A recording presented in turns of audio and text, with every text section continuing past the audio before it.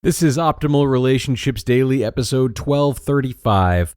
Let Others Voluntarily Evolve by Shana Olmstead of shanaolmstead.com. Hello, everybody. Great to have you back here on ORD. I am Greg Audino, here with you each and every day to narrate great relationship building content. And on Saturdays, I answer your personal relationship questions, which you can email to advice@oldpodcast.com if you would like some help with yours. Today, though, I'll be reading a post from Shana Olmstead on how we can allow others to evolve without providing our own commentary or our own instructions. So let's sit back and hear her work as we optimize your life. Let Others Voluntarily Evolve by Shana Olmstead of shanaolmstead.com. Letting others voluntarily evolve means to let go and allow other people to grow in the way that's best for them, not how or when we think they should. Have you ever thought to yourself, if they just understood, they would do it this way? Or, why can't they just do it right? There are many other examples of this way of thinking, but they all really come down to this: feeling like your way is the right way and other people should do things the way you want. I mean, if you're an empath and a compassionate old soul, you might feel frustrated a lot at others in your life that aren't the same way. You feel that you just can't understand the way they act or the things they say. Well, the thing is, you don't need to understand, and trying to is just a waste of everyone's time and energy.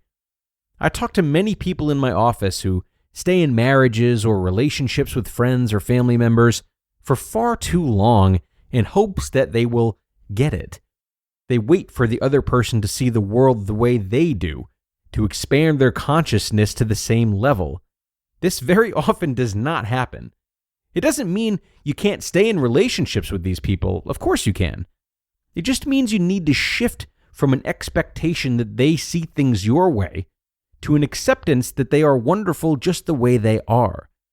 Evolution is not a race, and love means accepting people for all of their uniqueness, not wanting them to change or understand things the way you want them to. If you find yourself around people often that frustrate you, or trying to figure out why they think about things the way they do, it's time to stop.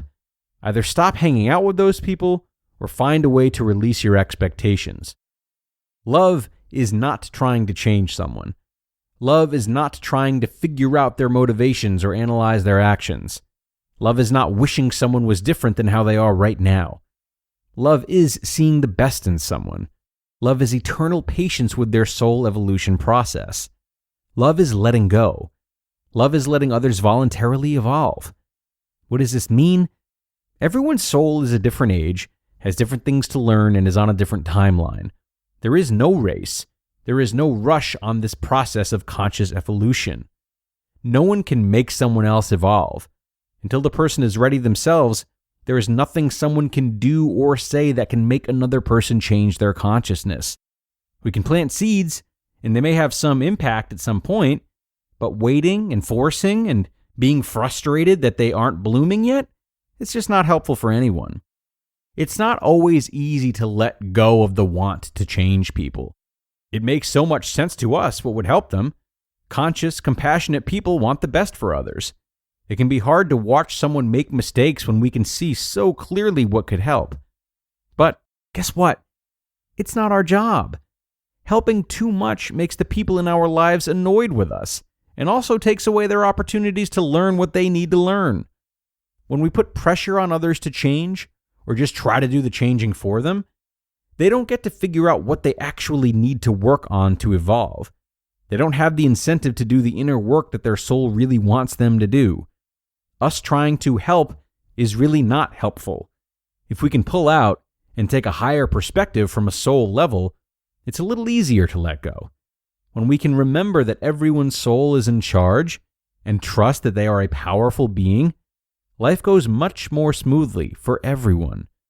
This help also usually comes from a place of worry, fear, or projection from us lovely sensitive empaths. We falsely believe that if we are worried about someone, we should help them and that things will get better. The problem with this is that worry and fear energy never actually helps anyone. This actually sends negative energy to the person and keeps them stuck. Their soul receives the message from us that you aren't capable of taking care of this, and you need my help. The person you're trying to help, therefore, ends up feeling less capable and more helpless.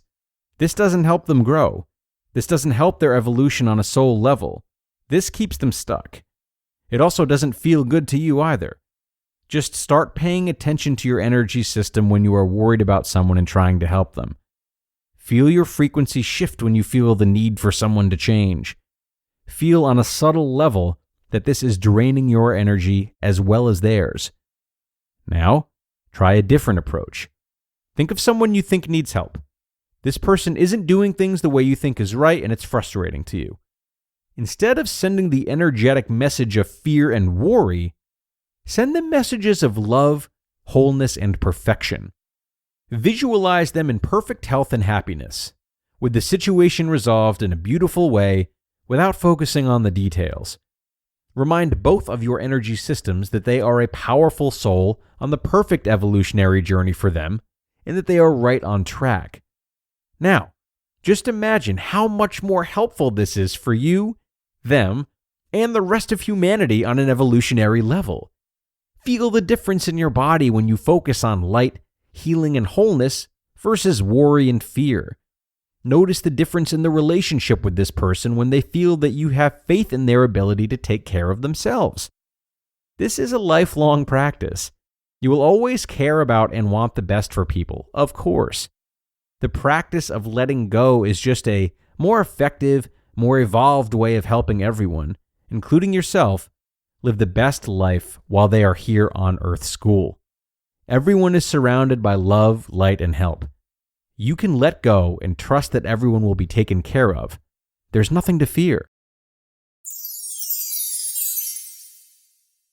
You just listened to the post titled, Let Others Voluntarily Evolve by Shana Olmstead of shanaolmstead.com.